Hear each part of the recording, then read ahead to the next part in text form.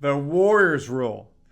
We know the NBA put this into the new CBA so that way a super team can't be created anymore. Why is that better? Parity across the league. And we're seeing it in effect in this year's playoffs. I'm going to break down how the Warriors rule is affecting the Warriors this year, why we missed the playoffs, and the 4 teams left are the benefit of this rule. Randy Silva here. Please subscribe. You don't miss anything on Warriors Digest Daily. We thank you for supporting us as we break the biggest Warriors stories for you daily. The salary cap.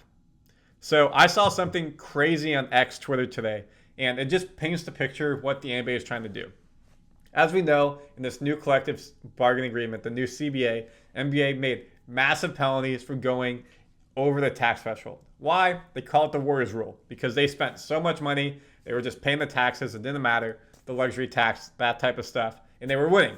That's how they kind of got KD when the salary cap jumped and they were able to sustain their success. Now, when you have the first apron, you're going to pay taxes. When you have the second apron, you're going to pay taxes. And if you're a repeat tax offender, it becomes highly expensive for the owners. If you're not winning championships, you're not going to want to pay that much money. These guys are savvy, and girls are savvy businessmen, savvy businesswomen, and they want to succeed in business and life and championships. They're not going to pay a bunch of money if they're not winning. So with that in mind, the NBA has made it harder for you to want signed players, get a triple threat, LeBron, Bosh, Wade, KD, Clay, Steph, Draymond. That type of stuff is gone. You really have to win with two superstars now, not 3. And let's look at this playoffs for a sample size, as the CBA is really coming into effect this season. Only one of the top 15 paid NBA players from this season has made the Final Four. Rudy Gobert, $41 million. Steph, buy. Embiid, buy. James, buy. Jokic, buy. All the way down to Davis. The top 15 players are all within basically $12 million of each other, $10 million, pretty close. But only one player, Rudy Gobert, is still on there. Wild. And that's because of roster construction. You're not going to be able to win and have a well-rounded team when you're such a top-heavy team. Let's go back to this list. Who's there from the Warriors? Curry, Thompson. $45 million, $50 million, $95 million of $160-ish million cap on 2 players. 2 players. So that means to round out the rest of your 13 bench, like technically it's 3 more starters, like 8, 9 on the bench. Brutal. 76ers, they just have Embiid. Lakers got 2, Davis and James. And we saw in the playoffs, they struggled. They did not have a good bench. Houston's got Van Vliet, Gobert for the Timberwolves, are of course the only team there. Jimmy Butler with the Heat.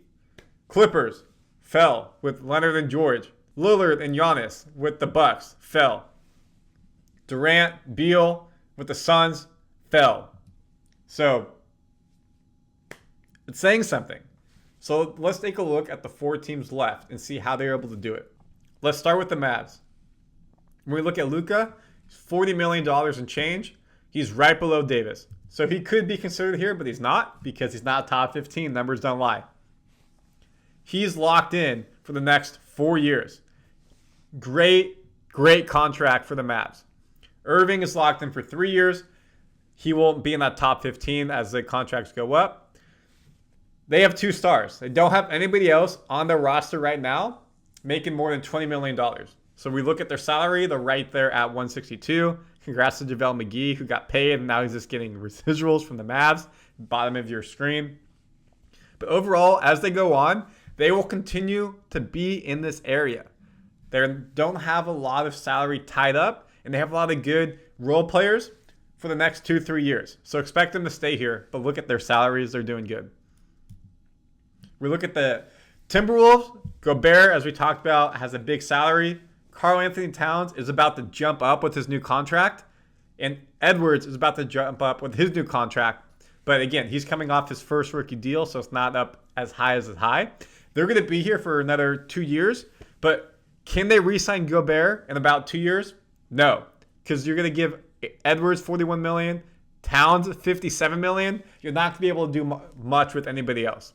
And you got Jaden McDaniels at mid $20 million, low $30 million towards the end, just south of $30 million. So Timberwolves, this is their window. Now next year, once 2025, 2026 comes, they're going to be in salary cap purgatory unless it jumps up a lot. So they really are in a win now mode. Look at the Pacers. They're set up of any team for the most success. Beyond Halliburton, they don't have much money in any free agents past next year. Siakam, you definitely think he's going to re-sign after they traded for him. Put him between 30 to 50 million again, most likely. The other big player, Miles Turner, expect him to get 40, 50 million in his next contract. He'll be at 30. He wants to get paid one big last time. So can they keep him?